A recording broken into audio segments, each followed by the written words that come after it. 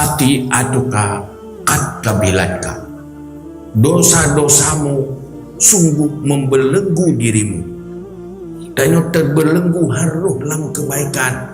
Sebenarnya hati sudah dibelenggu oleh dosa, maka sulit ajak orang dalam kebaikan. Orang haik ke semayang ke hana tenaga, kok berat pada you semayang, puhana wate, puhana tenaga, bukan, tetapi jiwanya membelenggu untuk salat. Pat gerasa beratnya bak perasaan terlalu beban waktu tajak bak buat kebaikan. Ada dia semayang langsung memang langsung sei ke bahan tak pedah pulain langsung itu ibadah tenaga. Pagak malamnya katanya tak tahajud, tak menjaga malam, tak ibadat, yang pasti juga ibadat. Kurang manga ibadat, hana manga meri hanpa ibadat. Hai tak belut pisang tu. Baik pegang malamnya tanding Barcelona, Real Madrid yang pasti nepugo nepugo. Mansingah pakri biasa nak menjaga tiga ke. Nan tengah ke pegah bunuh balik ke pegah alasan sei ke tak tawar katanya langsung dengar. Cik draw tu cik tawar ju. Ada sesuai dengan nafsu cik tawar langsung untuk mengat. Yang ada sesuai dengan nafsu langsung lu mengat ya.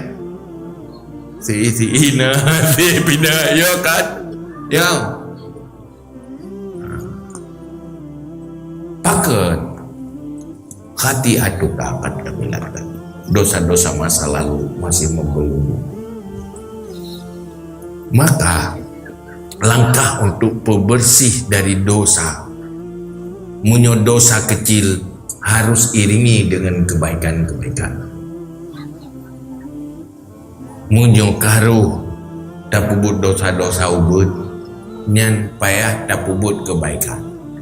Ittaqullah haitsuma kunta wa atbi'is sayyi'atal hasanata tamhuha.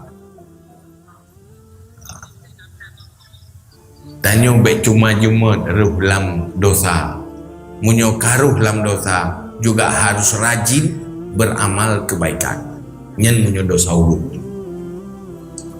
munyo dosa raya lagi tinggal sembahyang dan sebagainya. Nyan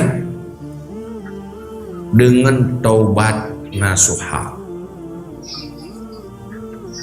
dengan taubat nasuha, taubat yang menghasilkan penyesalan karena Allah. Taubat tingkatan ji menghasilkan sebuah penyesalan. Menyogolong taubat penyesalan nyan mentercet, karena yang membakar dosa-dosa dalam hati adalah ihtirakun nadmi, terbakar api penyesalan di atas kesalahan dosa masa lalu. Tabuh dosa terpubut langsung kuto menggelapkan hati. Jih payah tut ada yang bersih lagi geratan buso itut ada yang pajan baru tutung ji apabila hati tutung dengan penyesalan di atas kesalahan dosa. Pernahkah kita menyesal di atas dosa kita yang terasa pedih dan bercucuran air mata?